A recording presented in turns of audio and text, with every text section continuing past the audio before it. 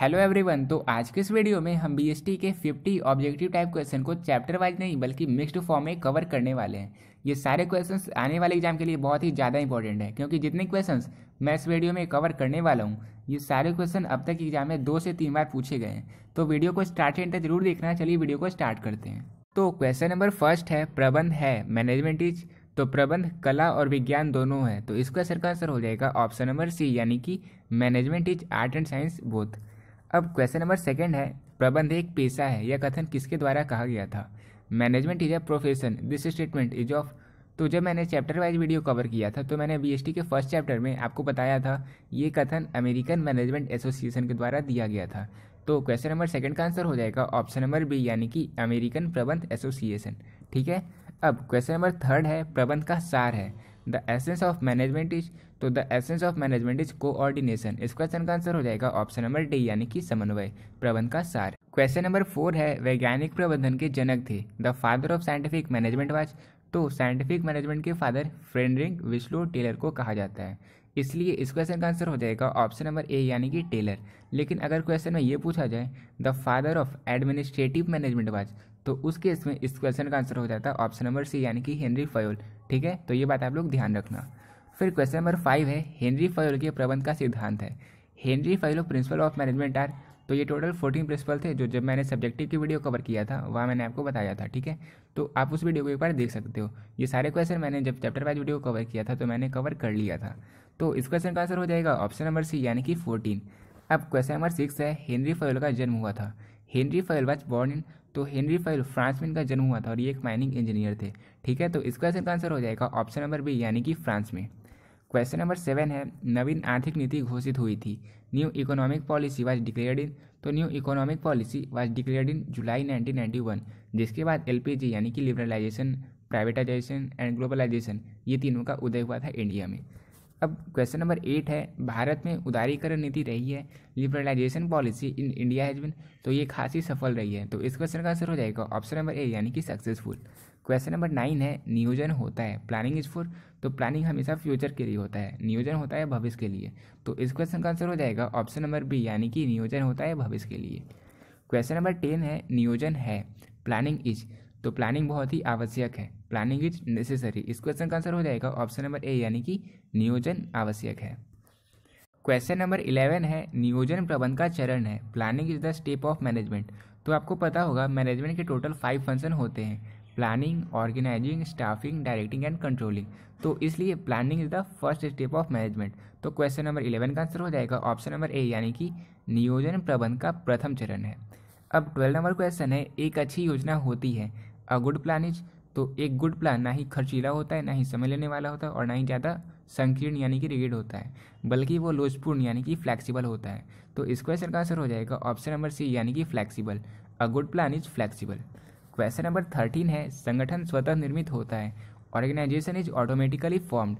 तो informal organisation automatically form होता है। तो इस क्वेश्चन का आंसर हो जाएगा ऑप्शन नंबर बी, यानी कि अनौपचारिक। क्वेश्चन नंबर 14 है, उत्तरदायित्व होता है, रिस्पॉन्सिबिलिटी इज ऑफ।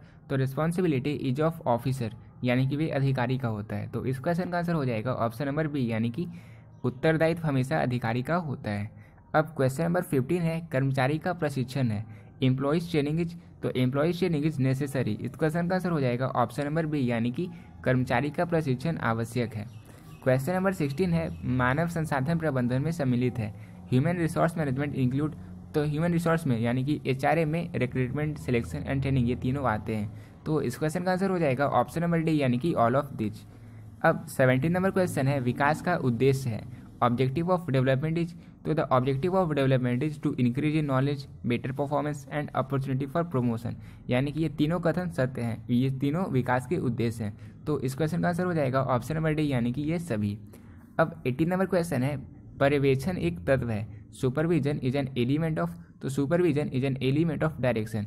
तो इस क्वेश्चन का आंसर हो जाएगा ऑप्शन नंबर सी, यानी कि पर्यवेक्षण निर्देशन का एक तत्व है। अब 19 नंबर क्वेश्चन है, पर्यवेक्षक कर्मचारियों का है, supervisor is of the workers. तो supervisor is worker, friend, guide and philosopher. तो इस क्वेश्चन का आंसर हो जाएगा ऑप्शन नंबर डी, यानी कि ये सभी, पर्यवेक्षक कर्मचारियों का मित्र, मार्गदर्शक और दार्शनिक तीनों है। अब 20 नंबर क्वेश्चन है, नेता होता है, द लीडर इज। तो इंटरप्रेनर की तरह ही लीडर भी बाई बर्थ एंड मेड दोनों होता है। तो इस क्वेश्चन का आंसर हो जाएगा ऑप्शन नंबर सी, यानी कि जन्मजात से एवं बनाया जाता है दोनों। 21 नंबर क्वेश्चन है, निम्न में से कौन सा निर्देशन का तत्व नहीं है? Which of the following is not an element of direction? तो motivation, communication and supervision, all these three are the element of direction, लेकिन डेलीगेशन निर्देशन का तत्व नहीं है। यानी कि इस क्वेश्चन का आंसर हो जाएगा ऑप्शन नंबर सी, यानी कि भारार्पण निर्देशन का तत्व नहीं है। अब 22 नंबर क्वेश्चन है, निर्देशन के प्रमुख तत्व हैं। तो निर्देशन के टोटल 4 प्रमुख तत्व हैं, यानी कि main element of direction are 4। तो इस क्वेश्चन का आंसर हो जाएगा ऑप्शन नंबर सी, यानी कि 4। अब 23 नंबर क्वेश्चन है, संदेशवाहक जाल के प्रकार होते हैं। The type of communication network are, तो there are 4 type of communication network. ठीक है, तो इस क्वेश्चन का आंसर हो जाएगा ऑप्शन नंबर बी, यानी कि 4। 24 नंबर क्वेश्चन है, नियंत्रण प्रबंध का कार्य है। Control is the function of management. तो planning, organising, staffing, directing and controlling, इस तरह से controlling is the last function of management. तो इस क्वेश्चन का आंसर हो जाएगा ऑप्शन नंबर बी, यानी कि नियंत्रण प्रबंध का अंतिम कार्य है। अब 25 नंबर क्वेश्चन है, नियंत्रण प्रबंध की कार्य है control function of management is. तो ये कंपलसरी है, ये अनिवार्य है। इस क्वेश्चन का आंसर हो जाएगा ऑप्शन नंबर ए। अब क्वेश्चन नंबर 26 है, वित्तीय प्रबंध है फाइनेंशियल मैनेजमेंट इज। तो फाइनेंशियल मैनेजमेंट भी आर्ट एंड साइंस दोनों, यानी कि कला और विज्ञान दोनों है। तो इस क्वेश्चन का आंसर हो जाएगा ऑप्शन नंबर सी, यानी कि art and science both. Financial management is art and science both. 27 number question है, वित्तीय प्रबंधक निर्णय लेता है। Financial manager take decision as to. तो फाइनेंस, इन्वेस्टमेंट और डिविडेंड, इन तीनों का डिसीजन फाइनेंशियल मैनेजर लेते हैं। तो इस क्वेश्चन का आंसर हो जाएगा ऑप्शन नंबर डी, यानी कि इनमें से सभी। वित्तीय प्रबंधक वित्तीय विनियोग एंड लाभांश का निर्णय लेते हैं। अब 28 नंबर क्वेश्चन है, वित्तीय प्रबंध की परंपरागत विचारधारा को त्याग दिया गया था। तो traditional approach of financial management was discarded in 90, 30 and 40। तो इस तरह से इस क्वेश्चन का आंसर हो जाएगा ऑप्शन नंबर सी, यानी कि 90, 30, 40 में इसे ट्रेडिशनल अप्रोच को छोड़ दिया गया था। 29 नंबर क्वेश्चन है, बैंकों से अधिविकर्ष की सुविधा उपलब्ध होती है। Bank overdraft facility are available on. तो करंट अकाउंट में ये फैसिलिटी अवेलेबल होती है। और ये क्वेश्चन 2021 के मॉडल पेपर में भी पूछा गया था। ठीक है, याद है ना। चलिए अब देखते हैं क्वेश्चन नंबर 30 को। मुद्रा बाजार व्यवहार करता है मनी मार्केट डील्स इन। तो money market deals in short term funds, यानी कि ये अल्पकालीन कोष में डील करता है, व्यवहार करता है। तो इस क्वेश्चन का आंसर हो जाएगा ऑप्शन नंबर ए, यानी कि अल्पकालीन कोष। अब 31 नंबर क्वेश्चन है, पूंजी बाजार व्यवहार करता है कैपिटल मार्केट डील्स इन। तो money market short term funds में इन्वेस्ट करता है, जबकि capital market long term fund में डील करता है। तो इस तरह से इस क्वेश्चन का आंसर हो जाएगा ऑप्शन नंबर सी, यानी कि long term fund. Question number 32 है, तरलता का निर्माण करता है क्रिएट लिक्विडिटी। तो सेकेंडरी मार्केट क्रिएट लिक्विडिटी, यानी कि इस क्वेश्चन का आंसर हो जाएगा ऑप्शन नंबर डी, यानी कि गौण बाजार तरलता का निर्माण करता है। अब 33 नंबर क्वेश्चन है, वैध रूप से सेबी की स्थापना हुई थी। Legally SEBI was established in. तो सेबी को लीगली, यानी कि वैध रूप से 1992 में इस्टेब्लिश किया गया था।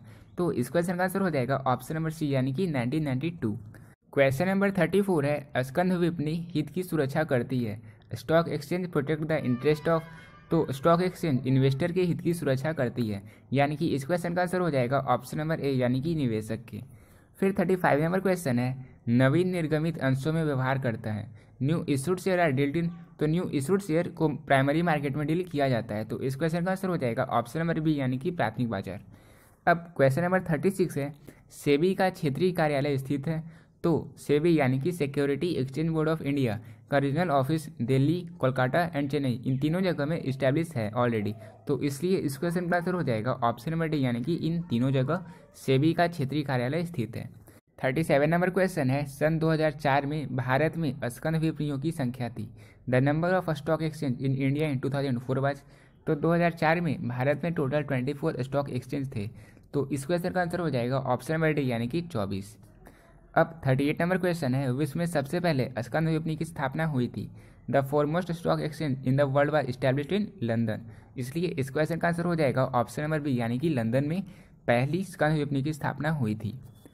क्वेश्चन नंबर 39 है, सेबी का मुख्य कार्यालय है। Head office of SEBI is in. तो सेबी का मुख्य कार्यालय मुंबई में स्थित है। तो इस क्वेश्चन का आंसर हो जाएगा ऑप्शन नंबर बी, यानी कि मुंबई में। अब 40 नंबर क्वेश्चन है, विज्ञापन का सबसे महंगा साधन है। कॉस्टलिस्ट मीन्स ऑफ एडवर्टाइजिंग इज। तो सबसे महंगा साधन विज्ञापन का व्यक्तिगत विक्रय है। इसलिए इस क्वेश्चन का आंसर हो जाएगा ऑप्शन नंबर बी, यानी कि पर्सनल सेलिंग। अब 41 नंबर क्वेश्चन है, विपणन प्रबंध अवधारणा का जन्म स्थान है। The birth place of marketing management concept is, तो the birth place of marketing management concept is America.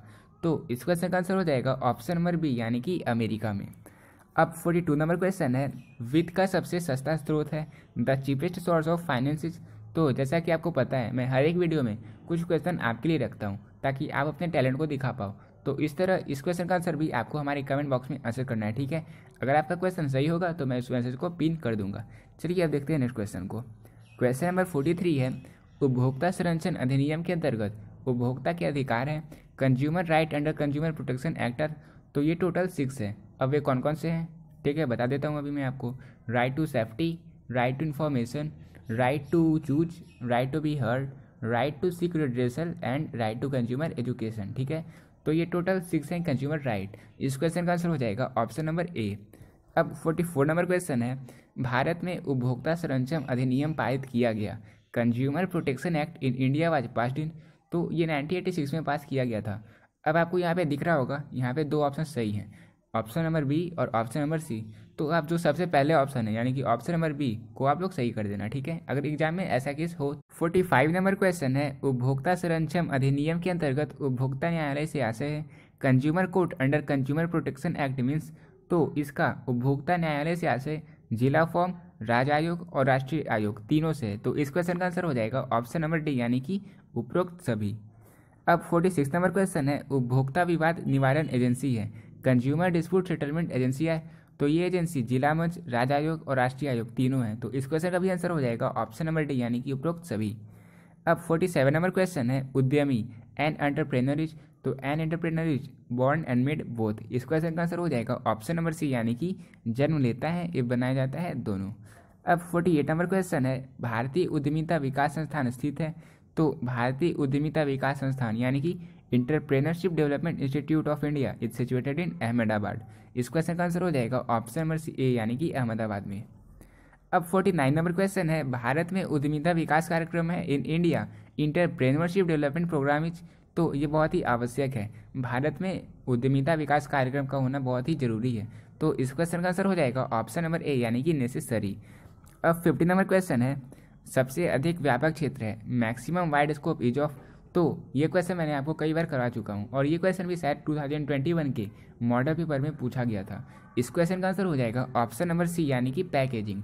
तो आज के इस वीडियो में हमने बीएसटी के टोटल 50 ऑब्जेक्टिव टाइप क्वेश्चन को कवर कर लिया।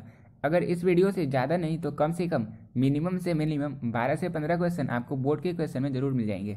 तो एक बार फिर से आप अच्छे से इन सारे क्वेश्चन को रिवाइज कर लो। अगर आपको ये वीडियो पसंद आए तो वीडियो को लाइक करना, शेयर करना, कमेंट करना और चैनल को सब्सक्राइब जरूर कर लेना, ठीक है। मिलते हैं अपनी नेक्स्ट वीडियो में, तब तक के लिए पीस आउट।